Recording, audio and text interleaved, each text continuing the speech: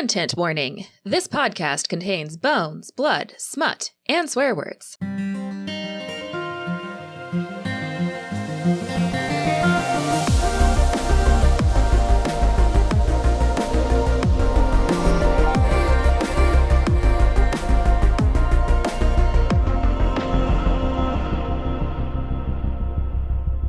Before we get into the good shit this week, we wanted to remind you that we have a Patreon.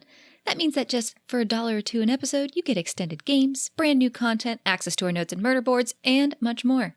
So if you would like to be part of our attempt to break into the top 100 necromancy-based podcasts, amateur US-based, you can head to patreon.com/frontlinefifth or follow the link in the show notes. Okay, now back to that sweet, sweet Bone Zone action. Act 1. Welcome, penitents. Hello and welcome to the Frontline Fifth, a Locked Tomb podcast where a couple of delightfully naive teacher's aides explore the Locked Tomb series for the first time while a couple of dried-out bone witches cackle over how little they really know. We're currently reading Nona the Ninth by Tamsin Muir, and this week we are wading into the bay, jellies be damned, in John 15:23 and Chapter 9. My name is Hannah, and being in water makes me nearly as happy as it does for Nona.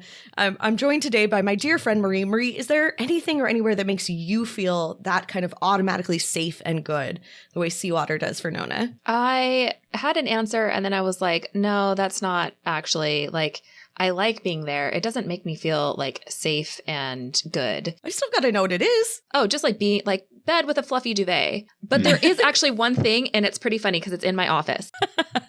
We're getting show and tell this week. She is in her office. Yeah, just like, like immediately like squishing the squishmallow. I'm like, I understand why people do this.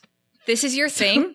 I don't do it that often. You would think with it in my office, I would just be sitting at my desk like this all the time. But it really is just like, yeah, just like a quick well, little hug. Well, you got to let the like, tension build up a lot in order for the release to feel that good. Yeah, it's pretty great. Is that how that works? Well, okay, so literally, for those of you, I don't know the term squishmallow, which tells you much about my life, but Marie just picked up a thing that was like the size of my dog, who is this pretty medium-sized, good-sized dog, and put it on her lap and squished it, and it was beautiful to watch. The texture is amazing.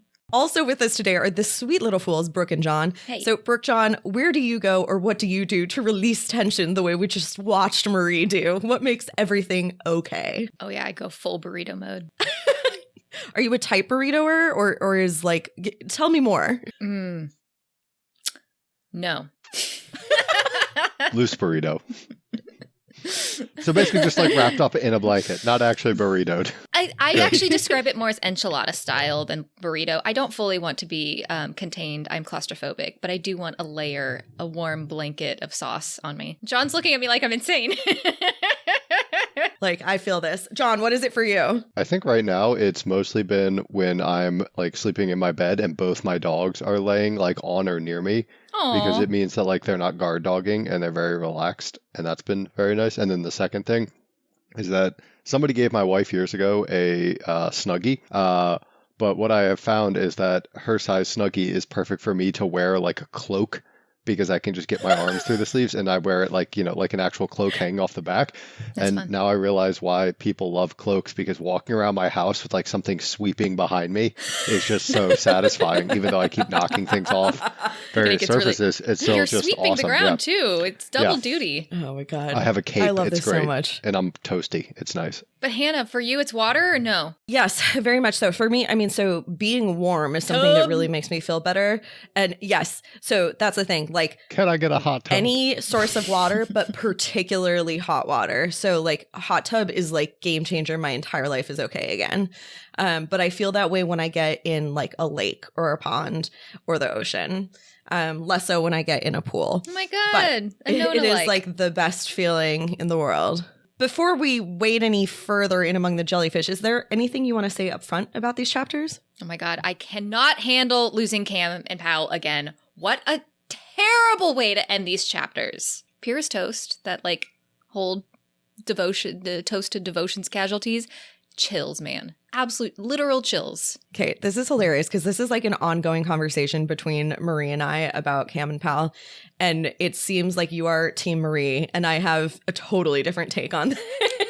I'm excited to get into it. But I love that for you guys. John, what do you think? Yeah, I mean, just the whole scene of like describing like how she feels floating in the ocean and like, sitting with the jellyfish and everything else was just, first off, very well written, but second, very interesting. And we're, again, just getting so many puzzle pieces to what she is while also having almost no answers, I think. It's just, the pieces the go dream, somewhere. I don't know where they Tamsin go. land. Yeah. These chapters just, I think that I'm with Brooke. Like the toast that Pyrrha gives, just It's so sad. Weirdly, one of my biggest takeaways this week is there's this line. It felt so easy to be good when you were happy. Nona had been ready to eat as many meals as Camilla wanted her to, so long as the number was less than 3. Just really resonated with me.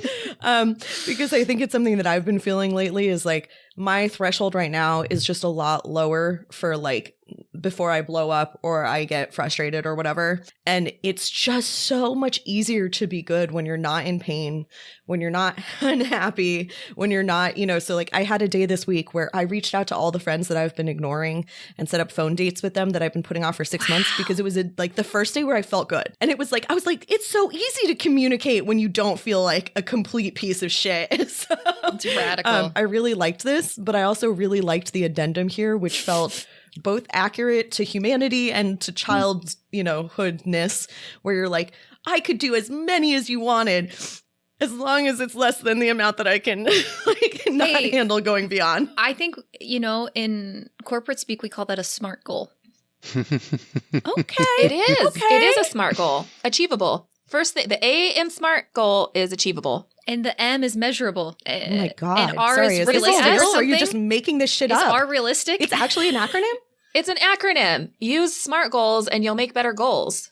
John, as our We've blown her resident mind. corporate shill, can you have Do the you make acronym SMART off the top goals? of your head? John has I do no SMART goals. No, John doesn't do SMART goals. my goals are nebulous and All right. undefined at this point. Here you go. Are you ready? Because we are about to show that Nona's goal is a SMART goal. The S stands for specific. It's specific. Okay, Excellent. that's good. M 3 is meals. measurable. 3 meals. That's the number, the unit of meals. Achievable is A, or attainable, right? Relevant.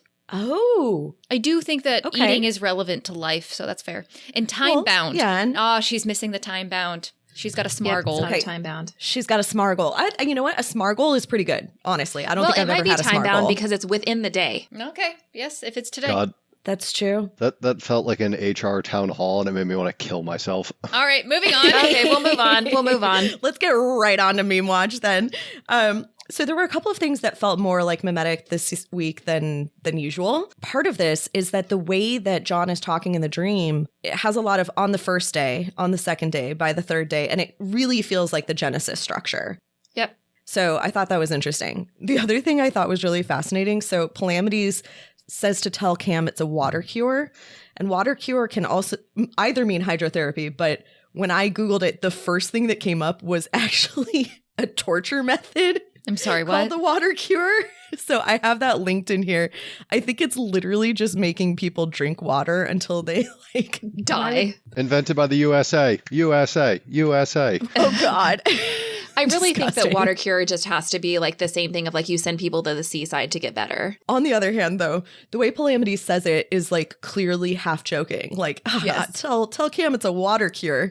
So I thought it was funny either way. Okay. And then the other one was that John's eyes with their new color make him look like a Maori Pink Panther or Edward Cullen. And I loved that because I could immediately see that. I was like, oh, that is what those eyes look like. I also love that A thought they looked cool. And I was like, yeah, A has always been a sycophant. He's the only one who said they looked cool. Everybody else was like, you I would have look thought insane. they looked cool. Edward Cullen also made me giggle audibly. That was Edward Cullen funny. is fucking Yes. hilarious. What a call out. That tells, actually, it's like an outdated reference as this book was being written. No, like that's like, okay, is John a millennial like PhD who started necromancy with like the help of VC funding? Answers seem to point to yes. Like it tell seems me like- now. Yeah, and he also seems to have lived through this exact moment where suddenly Twilight is having a weird comeback. Millennial coding. See, we are relevant to this series particularly. Anyway, We're not smart, but we got the R. And then the last references that I have were, of course, that the two bodies that he names are Ulysses and Titania. And that's actually a reference not to James Joyce, but to Ulysses S. Grant, because there was a dog named Ulysses S. Grunt.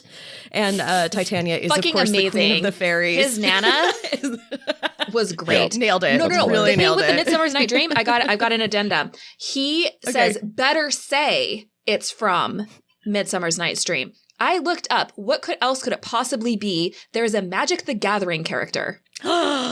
Yes. Sorry, that's hilarious. Aren't there that like is now millions of Magic the that's Gathering canon. characters? Yes, but there Titania are. canonly is now because Jod played Magic.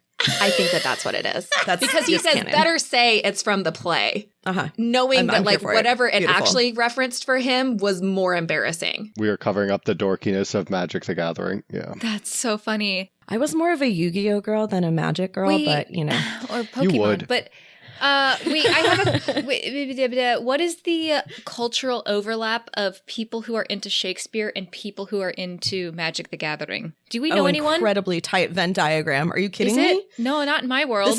Those are all my people. They're your I- people. So it's the people in your life that also play Magic. Yeah. I would have said that Venn diagram is far apart. Yeah. Oh no. Okay, so maybe it's just a normal Venn diagram, and indeed there is overlap and non-overlap. Yeah. I think that's what we took away from this Excellent. conversation. Boring. Are we ready for Kiwi Corner? I have a bunch. Kiwi Oh, you Corner. have Kiwi Corner? Go, go, go. Macca's is McDonald's. He references a Macca's sign. Thank you. He talks about the more porks and the possums. So possums skittering across like the top of your sheds and possums being like obnoxious is absolutely like a New Zealand thing. They're invasive. Like they, side note, possum like wool, fur, whatever is like very soft and lovely.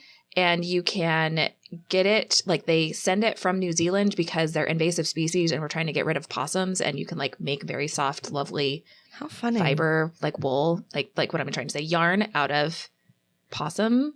And you get it from I'm New pretty Zealand because sure- they're invasive. Anyway. I may be wrong about this, but I think New Zealand doesn't have any endemic like mammals. No. It has an incredible number of birds, but yeah, okay. Right. All right, And those then are possums. What are more porks? porks are a goofy little owl. Oh, They're adorable. You should look them up. But okay. yeah, it's a Oh. cute little owl. That's adorable. So, but they're indigenous to New Zealand. So what does he mean when he's describing these bodies as his more porks and possums? Like they're his background noise. Okay. Like they're his Yeah. crickets and frogs Yeah, in the background. Amazing. that Okay. feels accurate. Okay, that's all. Amazing. Thank you. Well, with that, please wade on in and cuddle a jellyfish like you're Marie cuddling her squishy blue squishmallow. As we present Nona the Ninth, Episode 5, Regret and Self-Hatred and Seawater.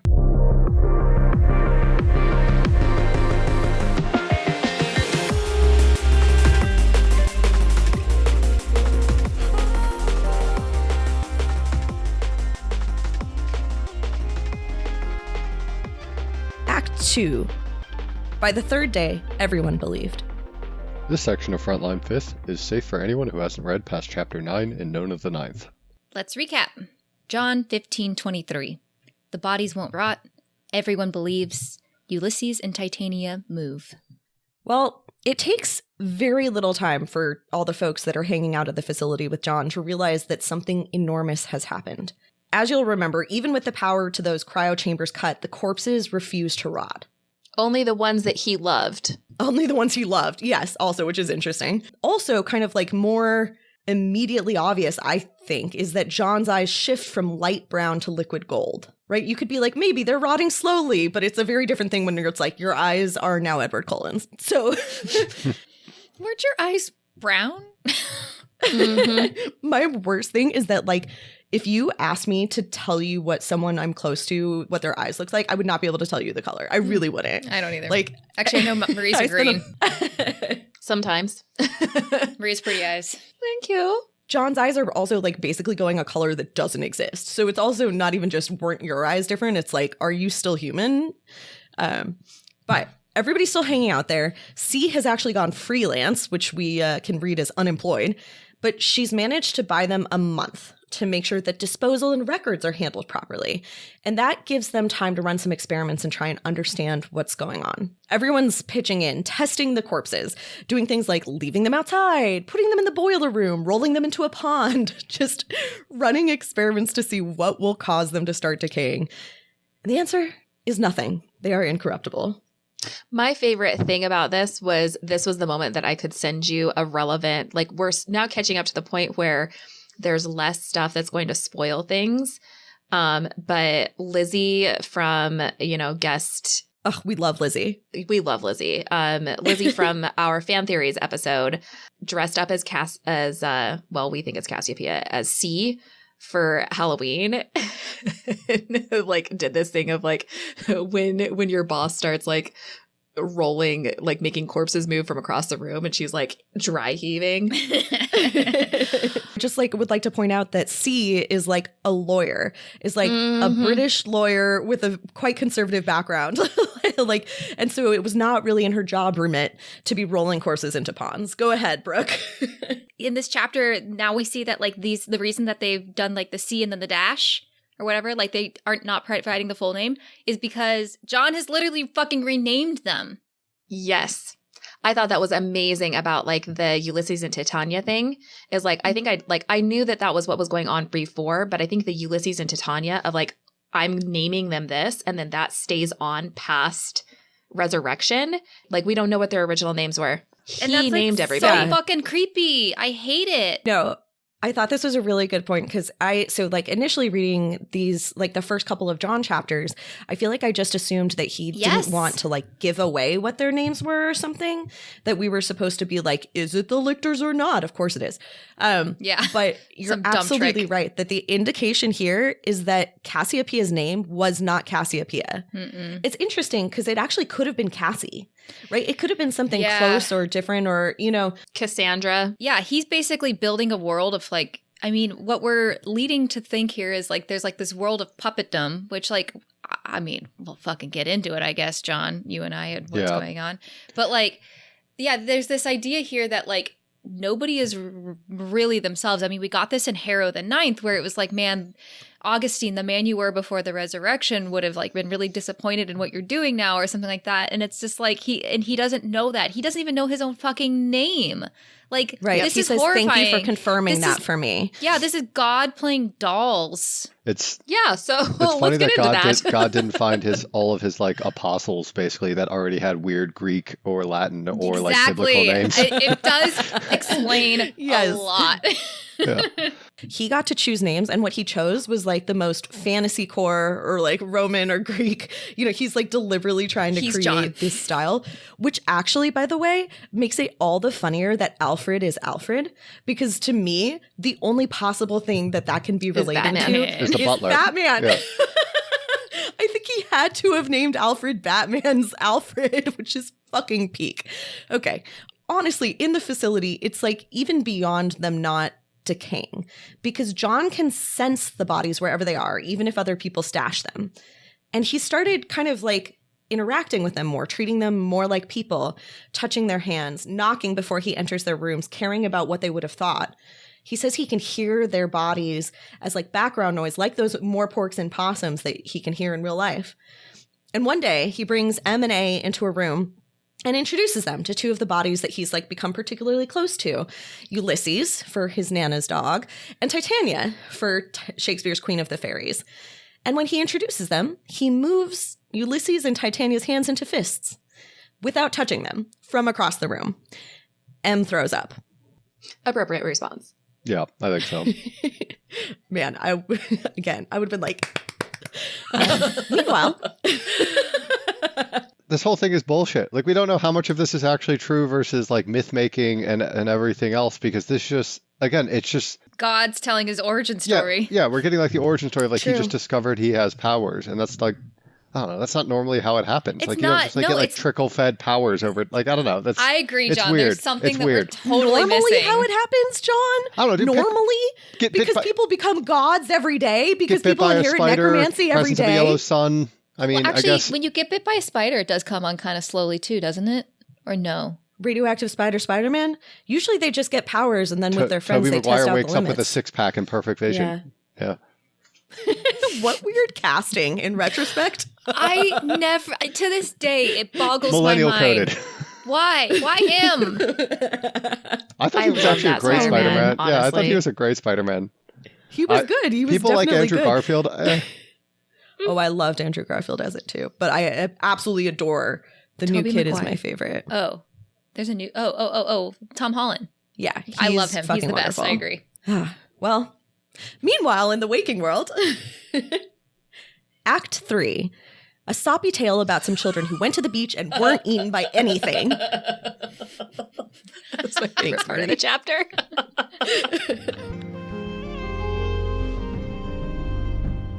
Chapter 9, Sixth House Skull. The city has a worse day. Nona at sea, Camilla and Palamides. So last we left Nona, she was falling asleep in the hot sun outside school. She was supposed to be watching Noodle. And luckily, Noodle doesn't let her sleep for long and wakes her up with dog kisses, which she does not like. I thought there was going to be They go something back and- sinister. No, just woken up by dog kisses. I know. Well, it's tongue that thing licking in a horror movie her- where you're yeah. like waiting for a jump scare and then it doesn't happen is somehow also A ominous. jump scare that ends with dog kisses is the best possible outcome. You're absolutely right. That is the best jump scare. More horror movies. We'll talk to Jordan Peele. Okay, so I also really love. She goes back inside and she starts taking off Noodle's little booties, his little patents, and he's just as upset about this as he was about having them put on, which again is just the most authentically accurate dog description. But while she's sitting there struggling with his feet, Hot Sauce rushes into the cloakroom and demands to know what Nona said when she was making her pretend radio call that she made outside. Because whatever it was, it spooked the Watcher, and they took off. Hot Sauce is still investigating. What the fuck is going on here? I forget about this, like, constantly, that there's this little, like, side plot where Hot Sauce knows something. Hot Sauce's investigation. This is also, would you not watch a TV show that was just Hot Sauce investigating things? Yes. Oh, I like- yeah, the, like, stone cold, like, grouchy investigator figure. Yeah, with all the Yeah, scars. With her, like, would- misfit gang. Yes. Mhm. Yeah, I would take Yes, it like an LA noir gang style, like day in the life of Hot Sauce. Yes. I'm sure it's Oh, already okay. an anime. Fanfic. We should look it up. Hot Yes, we Sauce really should. fanfics. There Actually, I wonder have what to be happens if you some. just Google that. Do you think there's fanfic written about like actual brands of hot sauce? Because I also could see that.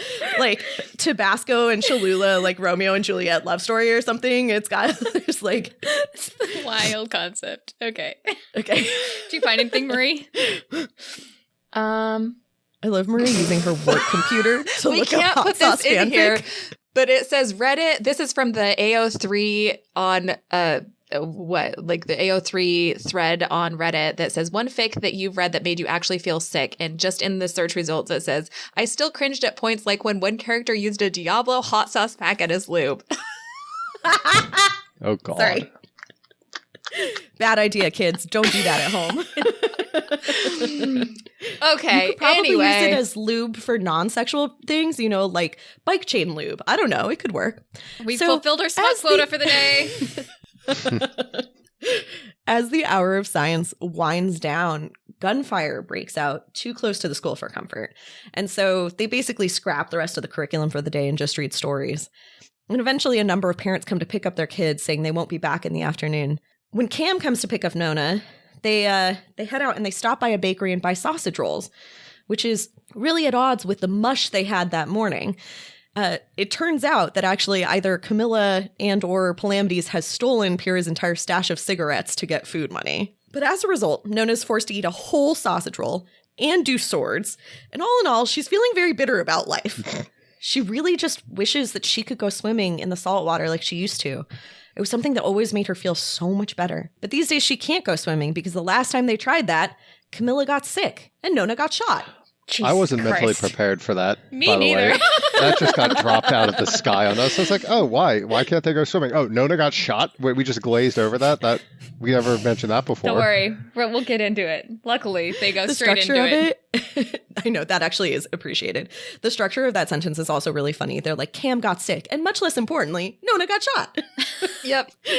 Nona's which a is funny true. narrator. This is of the two of them. They like it was One's a not bigger dangerous problem. for Nona. Nona getting shot is a blip on the radar. Exactly. So it used to be that when Nona was getting so overwhelmed and frustrated that she's like about to have a tantrum, Camilla would Which take was her to so the beach long after ago. dark. It was a month ago. Yeah, exactly. When you're 6 months old, that's a huge percentage. Being in salt water for Nona is an almost unbearable relief, right? Something she needs so desperately. The first time her hunger was so terrible that she had made them all understand, which is a little intimidating. Hunger. And she describes it as like going to the bathroom when you really, really need to, or like drinking water when you're desperately thirsty. It's something very visceral and body level. Of course, they always have to go after dark. In fact, the first time they went, Camilla broke all of the like street lights in the area so no one can see her. And that's because normal people can't swim in the harbor because of the incredible concentration of these beautiful jellyfish, the sting of which kills most people within minutes. Yep. For So Nona, they're just like Man of it's Wars. just a little Yeah. tickle. Yeah. Yeah, I think there's a lot of them, right? Fox Like, jellyfish. whereas Nona just loves them brushing up against her and giving her little tickles, little pins and Little needles. tingles. So the last time that they actually got to go swimming, Camilla was reading a book, just a paperback on the beach. Nona wades out into the water, and she's just floating there with the jellies, diving under, letting the waves carry her until she's perfectly happy. But tragically, this state of affairs was not fated to last long, because on her way back in, Nona realizes that Cam is surrounded. There are 6 figures, their heads swathed in goggles and caps or wraps, and they're holding Camilla at bay, pinned in the headlight of a motorbike. Nona thinks they must be cops based on having the motorbike and how cheap their jackets are. And they've got If guns. memory serves. And they've got guns. Yeah, like it's clearly not a good situation. It is clearly a group of 6 hostiles holding Camilla at bay. So Cam carefully like throws down her wallet, backs up, hands up, and she flashes Nona the secret signal that says stay put. So Nona tries to stay put. What she does is she very, very quietly and sneakily goes from column to column along the jetty to get closer because she wants to hear what's going on. And actually, all of a sudden, one of those figures draws their gun and shoots wide to scare Camilla, who does not flinch. Classic She Camilla. is awesome. This was, oh man, okay, sorry. Pause here. So, like, in the last chapter, this thing of like trying to figure out how to make the bodies rot was such a close parallel to As Yet Unsent and what BOE is like trying to do with the body that they have that we think is Gideon's body. And it was funny to me because here actually you get another little parallel to As Yet Unsent, which is there's a moment when they're trying to get Judith to use the Steely, and what they do is pull in Cam and hold a gun to her head, and Camilla just looks completely unfazed. And I fucking love this for her. She's like, I don't give a shit. Fucking watch me. Go ahead, shoot. I don't give a shit. It's awesome. Not one of her things. So Nona at this point is close enough that she can hear parts of the conversation, and it's quite clear that they're speaking a language that Camilla does not. Cam keeps asking them to speak house. And so Nona knows that they're speaking in a way that Cam can't hear. And when she hears one of them tell the others to put a bullet in her this time, Nona can't help herself because this is like her one gift. This is her one thing she's good at is translating. And this is the most important conversation anyone's ever had in the entire universe. And she has to tell Camilla. So she surges out of the water shrieking, "Run, they're going to shoot you." And instead of shooting Cam, they shoot Nona. Fine. Bullet. I mean, aim. this seems reasonable. Honestly, actually, you're not wrong because that's a swivel and a shoot in a very short, I agree. Yeah, Into the dark. actually, really good aim. The bullet goes through her shoulder and she goes limp just like Pyrrha taught her and sinks to the bottom and holds her breath as long as she can. She's been taught to play dead if she ever gets shot. Yeah. Fascinating. Well, Is that but because we she's now like know why. she's functionally immortal, right? Like she just She's heals up. That's functionally, and basically yeah. what we're learning here. Yeah, and we also know that this is a place where like these people fucking terrified, just absolutely fear and hate zombies and necromancers. That And they're the shooting idea the of lictors. yeah, I mean, so I'm thinking about this also. Do you remember? She has to be very careful when they scramble over stuff not to cut herself on rebar. And Honesty says something like, "You have to see your friends bleed and see your friends eat." And Nona's like, "I eat." Like Yeah. they're trying to They're make like, yeah, her nobody seem fucking cares, normal. Nona. Like, obviously not you. You're too dumb. Little do they know. Yeah. Amazing. Because by the time Nona comes back up, like 20 seconds later, her bullet wound fully healed. right? And she comes back up and finds Camilla crouched low, surrounded by the bodies of these cops. The sand is oily black. And stealing, it's incredibly fucking cool. And I hate this when, you cut away and you cut back and the fight scene is over. But like, you can imagine how insane this was. You had 6 fighters against Camilla with knives, and they are all on the ground bleeding out. And she's just looking incredibly badass. Of course, when she looks up, Nona realizes that it's actually not Camilla. It's something new. Camilla and Palamides together. One eye the color of coolstone, the other a pearlescent gray. So what does that mean? Like, were they doing necromancy and knives at the same time? I think That's so. what I think. That's definitely the impression I get, is that suddenly it's just like a fusion of their expertises and their characters in there. And we never saw Palamides use necromancy as a weapon at any point in Gideon. Other than exploding himself. Once. Yeah, only exploding himself. No, twice then. Because the other thing he does, he throws up a ward that is some sort of like entropy ward such that Gideon's hand is like decaying when she goes through it. Yeah, he puts up an insane entropy ward. But I think it's very interesting that they needed both of them together, that realistically, even someone as badass as Camilla can't fight 6 armed mercs with her knives, In 20 seconds. Which is realistic. Yeah. Yeah, yes, which is realistic. Yeah, it is realistic. Is the whole thing realistic at all? Attainable goals. Right. All right. Well, before Nona has like a chance to ask any questions, the timer goes off. It's actually a more obnoxious timer than usual. It's like, we got to fucking go. And right in front of her, the figure switches back to being just Camilla. They have to get the fuck out of there because the cops didn't have silencers. People are going to come here because they've heard the gunshots. And so they have to take that motorbike and get home. But there is a problem with this. Camilla is very, very, very weak. And she's completely sodden with blood. Not from a wound, just oozing from her skin. So she's like, they're like packing Nona's towel underneath her shirt. Like she is bleeding out. She's barely holding it together. So Nona has to drive the bike, steering them home, stopping it to turn it around corners, which is very relatable to me on a bicycle. And, eventually they ditch it in a garbage heap and she hauls Cam up the stairs to the apartment. They burst in on Pyrrha, who is so upset by this situation, by the way, that she says a swear word that is so unusual that Nona can later trade it to honesty for 5 whole cigarettes. Delightful. Really wish I knew what that one was. Right? Pyrrha nurses Camilla until she comes around. And then she warns in a calm, dead voice, "You can't do that ever again, Hecht. Never. Synthesis is a one-way ticket. You're killing each other." So this is, I guess, why the thing that we always thought would be the case, which is that winnowing challenge in the second laboratory in the facility where the the necromancer enters the cavalier's brain and uses the cavalier's body. That didn't work out. The cav's body can't seem to handle necromancy in the end. Like, at least to this level, like very minimal levels, I guess. Because this was definitely like the direction that you guys had assumed things would go, is that you would end up in the cavalier's body because that makes more sense for actually having like cavalier strength. But the reason you can't do that, and this is something that Palamides said last episode or the episode before, where he basically says if he stays in Cam's body too long, she'll get sick. And clearly, even being there for a short time, but doing necromancy is something that a cavalier's body like cannot sustain. Not enough energy or something. Yeah.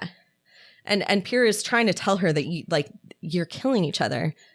And Camilla says, "It's our choice. It was good. It was good. We were happy." And when Camilla falls asleep that night, Pyrrha raises a glass looking out the window into the blue light and says, "Here's to Camilla Hecht, yet another of devotion's casualties." And Nona knows she's saying goodbye. Boo.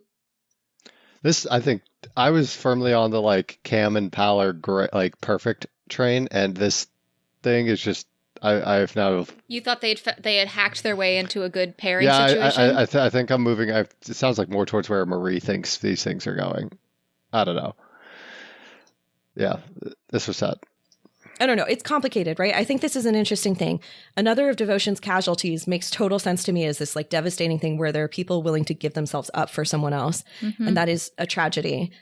But I also think there's a fucking horror tragedy of like the most important person, the other half of yourself, being separated from you by minutes forever. Yep. And so like there's also this part of me that like feels like there's something selfish about demanding that they stay separate. Yeah. If it's actually the thing that is not making them feel fulfilled and whole. So like, No, you agree, can't win. Hannah. It's like the real answer to this, right? You can't win. And I'm not on the other side of you. I'm basically very torn on the fact that like this is super tragic for me as wanting these characters to exist in these worlds longer because I think they're fantastic characters. But like, yeah, like from that standpoint, that's highly tragic, and like the best ending might be to let them both go so that they could go hang out in the afterlife that seems to exist in this world. They would have a really good time in the river. I feel like they would build really fascinating structures, but or something, or just peace out, whatever it is. But like, yeah, I get it. On that ominous note, we're banned from the beach, so we might as well play a game.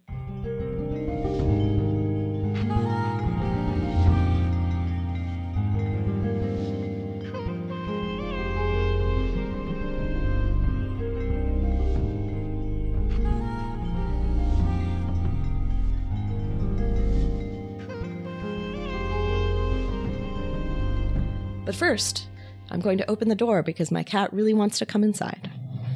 John just added a note that was definitely in the other direction than where I was going.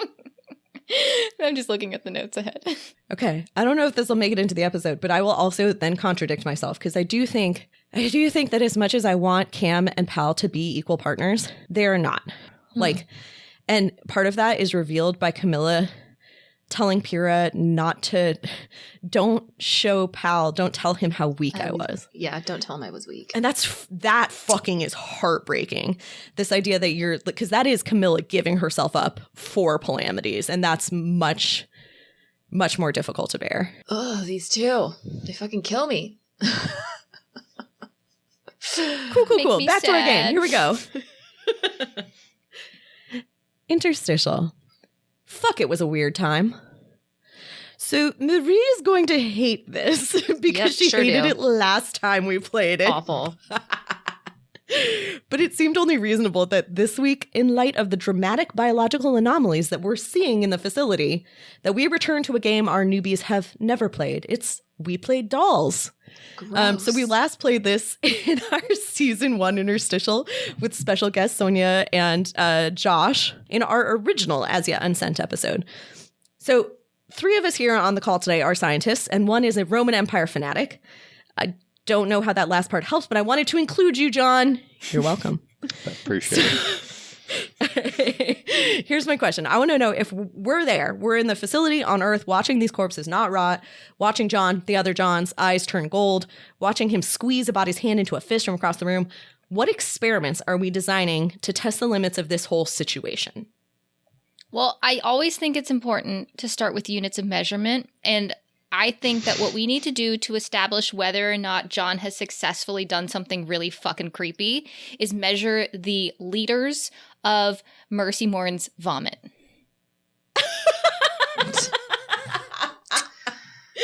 This is like on a scale of Brooke to John, how unhinged is it? But it's on a scale of Mercy vomiting, like how unhinged how many was liters, this behavior? Good. I think that's good. Dry heave or full stomach content?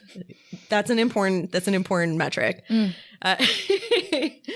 The first, so they start in these chapters with kind of trying to figure out what the limits on the bodies are. And I do think that's relevant. Yeah. I'm interested in things like, so can they, this is going to sound awful, but like, is it only incorruptible if they're in one piece? If I chop off a hand, I had is the that same now thought, decayable? Right. Okay. Yeah, this is why I hate this game. I was like, okay, can you like burn the skin? Can you like chop off the body? Yeah, Can you inject more bacteria? so- If you take the bacteria out, do the bacteria grow, or do the bacteria stay like supposedly kind of in stasis, Right. incorruptible? Ooh, I like, love What's the unit that. incorruptible? I like the idea of like once something is in it, like if you put in a culture and then took the bacteria out again, are they now contaminated with incorruptibility, or are they still what they always were? Yeah. We don't want to do that with bacteria. That sounds like a super recipe bugs, for yeah. an end of the world. well, I Yeah, mean, we're I already also there. think, one of the things that Marie pointed out completely, like, and I think this is so important, is that the ones that he loved are the ones that are incorruptible. So the other thing we could do is rank how much he loves the different ones and see if they're different degrees of like, of puppeteering. yeah, is this That's kind of part of the binary question. or is it a spectrum? That's I a mean, small yeah. sample, and how do we really measure how much he loves them? trying to feel figure like out. Our p-values are so- going to be terrible. Yeah, we're going into social science kind of stuff, which is so hard to do. The special bodies are special, but like I think the question really is how special are the special bodies? Like, yeah, so can you chop a piece off and is that 2 specials now? Yeah, once it's chopped off, can he still move the hand? Or is it something about like the center of the body? And what makes a body special? Can we like do like fMRI or something like that? Like electrical sensors on him? Yeah. That's a great idea. That's Maybe a wonderful idea. He needs to talk about what he's doing. We need to figure out what's necessary and sufficient for this process to happen, and then maybe we can see if we can replicate it in another person. Are the eyes necessary? I do like the idea of like scanning him while he's moving them around, like trying to understand whether there's specific brain activity that's happening in John and whether there are any electrical impulses happening in the bodies. Are they still using their neurons to fire to move their muscles around? Wow. Or is it basically just like telekinesis? Oh, weird. Yeah. And does he have to imagine the movement, or is just like the thought of it good enough? Yeah, does he have to like visualize it, or can he like say it out or loud? Or does he have to like almost do it himself? Because that's what he's doing in that in this chapter, right? He like does his own hand fist thing. Is that what they said? Not totally clear to me. Yeah, they don't specify. They just say that he moved their hands into a fist, but he did it from across the room. So it doesn't each of specify. His fingers and his thumb into a fist, curled in the palm. Oh, it sounded like he was like literally physically doing that. I'd also want to do like strength and like basically stamina assessments. Like, can these people like pick up a box and hold it above their head for perpetually? Like, is he? Because then you can figure out like, is he controlling the muscles, the bones? Like, how alive are they? Can they build muscle? This. Can we increase their PRs? Yeah. Oh, that's interesting. Can we have them run a mile and like, like how alive are they? Yeah. Do they heal? Yeah, actually, the healing thing is interesting, too, because I'm assuming right now that if you cut them, they would not bleed. But I don't know that that's true. Did we hear that they were cold at one point? I mean, they're dead. Even when I wasn't touching them, I could feel their skin on my skin. That temperature wouldn't change. Yeah, they were still their body temperature. Like, they're actually like body temperature. So is there blood flowing? There's got to be, right? Otherwise, you get rigor mortis. It's a glycerol, This is a good question. This is something we really don't know because obviously, so we know that these people died. One of them died in like a car crash. One of them died, they're dead, but we also don't know if their bodies were recovered while there was still like minimal brain activity or something and that they've been preserved since then. Yeah, maybe their blood was replaced with a solution. Yeah. Yeah. Like, so there's like, who knows what's really going on there. Wait, okay, hold on. What was the whole purpose of this operation facility was to freeze them. To revive to freeze them in a way that they would be revivable, and they were like a prototype for doing this to live humans, from what I understood. I think that's that we right. could ship I them think off that's planet right. light years away. Which also does mean that they must have had plans for how to measure revival as opposed to just stasis. And I don't think you'd want to like swap out their blood for an alternate circulatory system in that case, because then it's not an accurate model for real life. So unless you're planning on perfusing them back in. Oh, true. What this entire conversation, right, gave me an entire, you are such a fucking liar, John. Not you. Yeah, I got it. JG. Again, because like you already kind of get the sense like he's telling his version or whatever, but he's always talking about how like it was such a shit show that they didn't continue funding them, but they still have never done this with a live person. They still only have this with fucking dead bodies. They have never shown a frozen, like a live person frozen and then revived. They have not shown this. So he's going on about being like, they should have kept funding us. We were almost there. We had almost done it. We had got the procedure down, like all of this. It doesn't matter. You have not shown revival. You're completely right. It's funny because like he keeps going on about how the problem was like, like maternity or something like that. But like they literally haven't even figured out how to just revive like a normal human. And I'm surprised that they have no volunteers. They have nobody volunteering to get cryo-frozen and reawakened. Like, this is something that I just completely and totally slipped past every single freaking time I've read this book of like, yeah, of course, the freezing was going to work. We have never seen it work. What if he did it to himself and that's the reason he's weird? Maybe he's actually dead. Maybe he's dead. Do. Probably not, though. I think it'd actually be interesting. We don't think it works. Oh, you think he's a fraud? I think he's a fraud. No, I just Even think before he's also jerk. Free God. Clearly he a is jerk. a jerk. That is, he's definitely Self-centered a as jerk. shit. But how do we measure that? Sorry. Units of vomit. Personally, I think that was less disturbing than last time. So we're going to quit while we're ahead because it's time for rampant speculation. Act 4. I was waking up. Brooke and John, as we know, aren't just great at befriending dogs. They're also brilliant conspiracy theorists. So, Brooke, John, what the fuck is happening? Oh my God, let's pick up on this John guy is just gradually becoming God shit. Like, we're clearly missing information.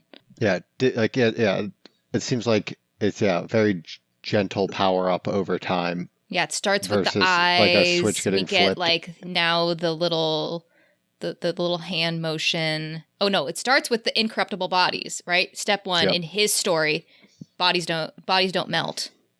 Bodies are incorruptible. 2, it's the eyes. 3, it's now puppeting. It's also a really weird turn of phrase to say incorruptible and not just like not decomposing, right? Like it's like It's religious, right? It Implies a purity of soul, but it's not even soul. There's no soul. They're soulless. They're puppets. They're empty vessels. Yeah. So like to call them incorruptible is purely a word that he comes up with because they were his favorite and they don't melt into we're in this really, really weird place where he's just clearly, I think, picking and choosing parts of various religions and pulling it in. Like you have some Catholic in there, you have some like, Latin and Greek gods and mythology thrown in. Like it's a weird mashup of a bunch of like old religions and Christianity put together into an origin and like fitting it into a comic book origin story. Like he was trying to save the world and the rich people screwed over everyone. And so he became God. And he didn't do anything for it. It just happened to him. Like nobody could have predicted it. He didn't ask for it. Oh yeah, as someone who saw the new Superman movie, I'm getting like modern Lex Luthor. I'm getting modern Lex Luthor vibes a little bit from him in terms of just like he's the one that's going to save the world type thing. Okay, so God's a piece of shit and he's telling us stories. Do we want to talk about the platform here of this dream situation? Like, what is this? Like, why are we being told this through dreams? These seem to be Nona's dreams. We're acting as if he's teaching Nona, like, or telling Nona about his past. But, like, also, did it seem like he was sick in this one? Like, it says that he coughed wetly and had to recover from it. Literally at the beginning of this chapter, I was like, is he actually ill? Maybe he's like, necromantic powers and he's like getting like blood sweat, not like blood sweat, but like maybe he's like, hurting himself inadvertently by using necromantic powers. If he's not quite God yet, he's just like a regular necromancer. It still costs energy to do stuff. So like when he's moving the bodies or doing things. Well, this is in the dream. This is just him like sitting in this like apparently post-apocalyptic, like nuclear winter. The waters are rising. So these are the things that are happening in this dream setting is there's nuclear winter with ash falling. It seems like we don't know when he becomes God along this timeline, right? He's saying He's saying it's just before this. It seems like nuclear winter. It's before the resurrection because it's just him and the other. Correct. But we also don't know how much we can trust his story in the end, but like. Yeah. Nuclear winter has happened and again, this is a dream setting. Like who's driving these dreams? Where are these dreams coming from? The whole last book was a trick being of like, this is this subconscious can only create things that it knows. And dreams fall into the same sort of idea. Actually, is that true? Like dreams usually pull on your lived experiences, but they can really get them weird and distorted into the point that they're no longer like actually truly reflective of real life. Like, whose dreams are these? This is Nona's dreams, but what does that mean? Who is Nona? I'm still firmly on the Nona is like a combination of Harrow, Gideon, and Electo / the resurrection beast that we're missing. I'm the more and more we read into about how less human Nona is and like all of her like I don't things. Nona's clearly not Gideon or Harrow. So yeah, I still can't figure out if it's like the solar system or like the spirit of humanity or like the earth, but like it's some type of greater spirit power that I think God uses to ascend. Yeah, and we have like the hints now, like Nona hated having hands and I'm hungry in the dream. Those are the things we got last week. And then now we have her hunger is for salt water or the sea. These are very not human things. Sorry, speaking of inhumanity, Muzzy has joined the chat. Muzzy! And you guys did not hear a single growl when he got picked up. He just came over and asked to be picked up. Just wants cuddles. He wanted uppies. So sweet. Yeah, I don't know. I don't quite get it. And Electo's being told this. I really don't know what's going on. I really don't know what's going on. I can't figure out what these dreams are and whose dreams they are and who's... Yeah, we've got more puzzle pieces and no answers still. But, like, it doesn't make sense for these to be Nona's dreams all that much unless, like, this actually happened. Maybe, like, okay, so Nona being Electo, say this is Electo, like, kind of, like, recovering memories. Like, I guess that's, like, an option. This is Electo recovering memories, and, like, maybe Electo was sitting with John. Maybe this is real. But, and John is telling her these stories in the midst of nuclear winter. I guess this is like a possibility. Like, do you think, like, we're calling them dreams, but maybe they are just recovered memories that she's recovering in her sleep. Yeah, we call them. I think they're like at least partially real. Like, this really happened. Because otherwise, if it's a dream, somehow God is dictating this dream, which, like, we don't understand their Lichter pairing, because eventually he gets these black eyes and she gets the yellow eyes that he's wearing now. And, like, where the fuck did the yellow eyes come in the first place? Yeah, it seems like necromancers can mess with memories or the brain a little bit, so maybe this is like John planting his origin story. Wait a second. Wait, hold on.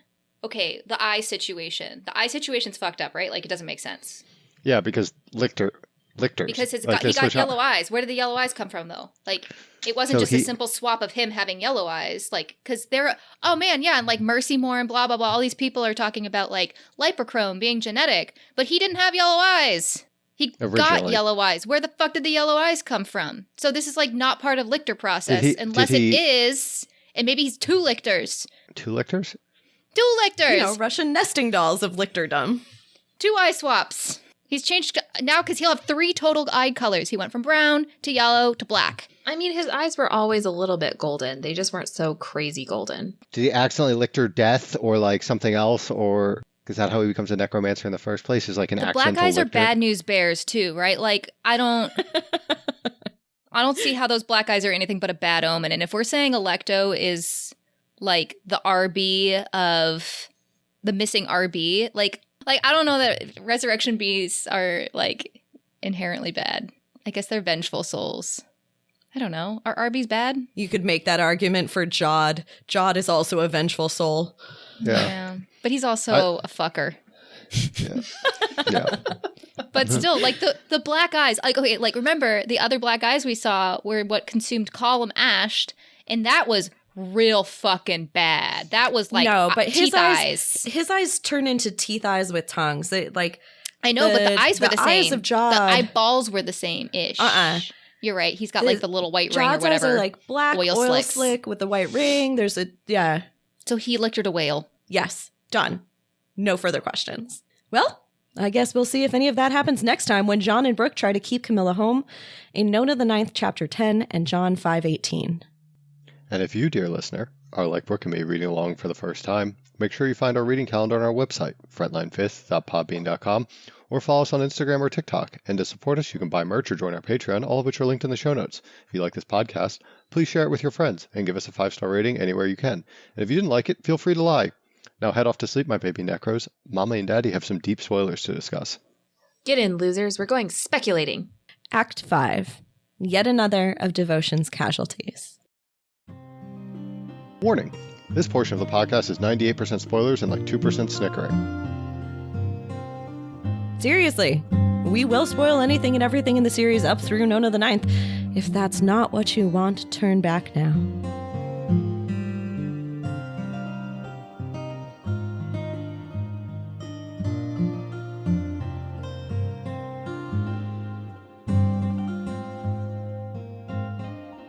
Okay. They're getting closer. Yes. Okay. First of all, I feel like John just beautifully at this point has just nailed Nona, but not in a nailing way. I'm going to start again. John understands who Nona is. He's Yes. spirit of solar system, Earth, humanity. He's right about Earth. And You can consider that also- humanity is part of Earth. Right. And he's also right potentially that there's a little bit of heroine Gideon in there. Hard to tell. But actually, before we go further, I had like a weird thought while he was speaking. With this whole soul melange thing, right? If every lictor is now permanently changed fusion to some degree, is Jod partially changed by the soul of Electo? Like, is the person who John was the same as the person who Jod is? No. I think that that's interesting too. You could also say that maybe their souls are too different, but I don't think so because I think Nona is very definitely changed by going through part of this. So I don't think that you can say that. I'm partially thinking about tantrums. Like, I'm thinking about getting so angry that you do fucked up shit. And that's a thing that Jod definitely does. I almost wonder if it's also just like being with the other person's soul. You still are a lot yourself, but maybe the things about you, there's things about you that get enhanced because of things about the other person, right? So John was already vengeful, and then he lictors Electo, and his entire personality becomes vengeance. I love this. Thank you. That's just fascinating. And in the vein of John and Electo, so Brooke went on a rant at the end about John's eyes, which were the number one thing that I wanted to talk about this week, because I agree with her that like the fact that his eyes change is weird in exactly the context that she's talking about. It's not just about genetics, because Gideon's eyes are new John eyes. They're not old John eyes. And so it's possible Tamsin just fucked this up. But I also think it's possible and interesting if Gideon has actually inherited some of like Electo's power in the way that John did. I like option 2 because there's something about Gideon. I really like the theory that Gideon actually has died multiple times. But there's all of these times when she should have died. There's reasons why she can get back the entropy field. There's like reasons that she like, right? Like I really love that it's not just about being like fairly impenetrable. The idea of actual death and resurrection is super interesting. I love that. She has either died multiple times or you actually can't kill her because she survived things that she should not have survived. And the way that like she describes like, oh, haha, funny, like little kid, like torturing each other stuff. But the things that like Harrow is described doing to her are things that would kill somebody. Especially a child. I think there's a little bit about, there's something there where his eyes could be changing. Like, in other words, his eyes aren't described changing immediately the way that it tends to be, or like kind of weirdly, like if he were lictoring something, it would have to be something that also had the same type of eyes he had, right? So you could see that, or you could say it is something where as he's gaining this power and we've decided that there's something about it that does biologically change you, that it is making it so that his already light brown eyes get more of this lipochrome and turn them golden. Yeah, I think you're right. I thought it was really funny because I've always said I've always wanted to be able to say I have green eyes. I do not have green eyes. I have hazel eyes. The fact that Brooke called my eyes green, I was like, damn, like, thank you. Okay. Like, that's the best compliment I've ever gotten in my entire fucking life. But also, my eyes, if my eyes are ever, it's changed as I've gotten older, but it used to be if my eyes were very obviously green, it was a problem. Like, it meant that I was either ill or extremely hungry or very upset. Got it. That I actually totally buy this, that it really is like a shift. It's a biological shift. I think that's what it is. And it's like you can say I'm things a fan about like of this. people's eye color doesn't actually change. People's eye color changes slightly. Well, but the other thing is that what you see as people's eyes is partially about reflection. So it depends on a whole bunch of things. What I'm wearing changes the color of my eyes. Oh, yeah, absolutely. Like yeah. there's that. And then like for me, it was always like it wasn't just necessarily what I was wearing. Like it was like my eyes would look a very different green color and I would be like, ooh. You're like, that's not great. Yeah. That's not great. I mean, yeah, I totally believe this. Oh, okay. This is fascinating. I love this. I have 2 or 3 other things I'd really love to talk about. One is, we've mentioned this before, but we know that Titania and Ulysses are dead. Yep. Which means that presumably their souls have fled. So there's this part of me that really wants to know if Lictor, Titania, and Ulysses have souls that were like specially picked out by Jod, or random souls, or if he created their personalities, because I feel like any of those are completely reasonable. We don't know anything. We don't know anything about Ulysses and Titania. We know nothing about them because they're not even the ones who, all we know is Ulysses had sexy parties, but they aren't even the ones that was like Cyrus and Valency who were the ones who were like making naked pictures of each other. Yeah. We like, oh my God, we don't even know if they had like interactions with each other. We literally know fuck all about Titania. Nothing. Because she doesn't end up being a lictor. Yeah. Yeah, we know nothing. Like, they aren't even referenced by the other lictors. It's like they are NPCs, and they're treated like NPCs from the very beginning. Because they be dead. Oh, it's dead. Okay. I wanted to mention one thing that happens with the seawater. We've talked a lot about how I'm so glad you put Earth this is in. connected to seawater, and about how it makes her feel better, makes her feel whole, and that it's part of her fundamentally. But I'm still stuck on the whole thing about ninth house secrets only being told in seawater. And for me, like, I've been stuck for a while now on the idea of communication and whether you can transmit messages or block messages or something. There's a weird line in here. Saltwater made her feel as though if there was someone in there with her, she would suddenly know the words to tell them everything. I think that that's why they like have this rule about talking about certain things only when they're in seawater, because they're talking about, it's like basically don't talk behind somebody's back. It's like they're a talking rule in a from place Anastasia.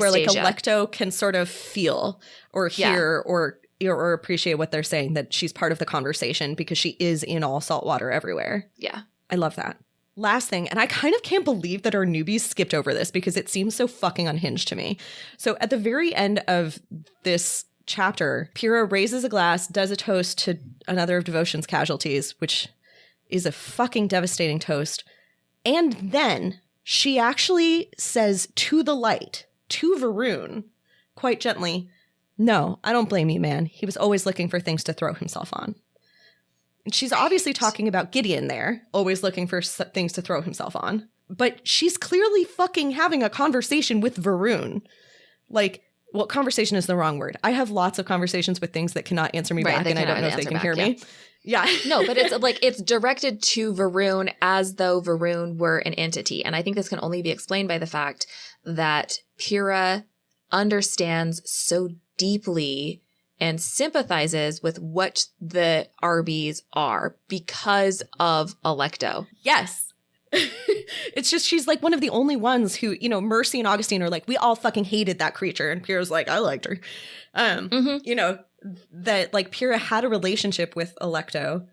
And you're absolutely right, is able to actually expand that and understand and transmit it to something like Varun, who is even more, by a lot, even more inhuman than Alecto ever could be. I also find it, I almost liken it to the way that people think about animals, because I'm like somebody who cares deeply about animals, and also like my dog isn't my child. My children are my children, right? Like my dog is my dog. I treat my dog like my dog, like because it's a dog. And also I respect it, right? Like I respect my dog because they're a dog, and I understand that they are not the same thing as a human. Like I think that there's this weird thing about people, either they can only have respect or only like liken having respect for something that isn't human if you humanize it and anthropomorphize it, which is often to the detriment of that thing. Like, in other words, it doesn't have value. It doesn't deserve respect unless it is anthropomorphized, unless it is human-like. Whereas, like, my perspective is it's a dog and I love dogs and dogs deserve respect. It is not a human. No, that's a really, really interesting point. This idea. And I feel like that's like the similar thing, right? With like actually not seeing it as an object, not seeing it as a monster, not seeing it as something other that is just a problem to be solved, but literally saying like, I don't have to necessarily like it. It is absolutely not human. I don't need to relate to it as human, but I have respect for it. Like that's how I read Pyrrha's relationship to like the RBs, is similar to like the respect I have for other living things that are not human. Like they are not human. They still deserve respect. Yeah. And you don't necessarily expect them to act in the way a human would. And you can't blame them for failing to act in the way a human would. You instead are just like, no, I'm you like, have the I respect get of you. understanding that they are not human. That's right. Yeah. Oh, that was fun. Love our little rants here. Act 6. See you next time, my little nunlets. Well, it looks like that's all the water cure we can stomach today. That was a reference to the torture Yeah, method. I got we'll it. be I back got it. next I got week to run through Nona the Ninth, Chapter 10, and John 5:18. If you want to follow along with us, our reading calendar is available on our website at frontline5th.podbean.com, and you can follow us on Instagram and TikTok, which are linked in the show notes. If you enjoyed this podcast, please tell your friends and give us 5-star rating anywhere you can. And of course, if you didn't enjoy the podcast, feel free to lie. We have a Patreon, which you can join for access to bonus content every month. You can become a patron, and we would never sell their cigarette and liquor stash at patreon.com/frontline5th. And you can check out our merch at our Redbubble store linked in the show notes. Finally, if you have any fun theories you'd like to share with us, feel free to email us at frontline5th@gmail.com. And with that, I'll just remind you not to unlock any tombs or enter any doors without permission because, ghosts. Bye. Frontline Fifth is a Locked Tomb podcast conceived by Maria Adamako and starring Maria Adamako, Hannah Grenwald, Brooke Anderson, and John Ryan. Our cover art was designed and created by Maria Adamako, who also edited this episode. Our fabulous music was composed and recorded by Blake Anderson. Sonia Grenwald designs our killer merch. Hot! Gorgeous! The Locked Tomb series is a completely dope-ass book series by Tamsin Muir, who does not know we exist and is in no way affiliated with this podcast. I'm going to write her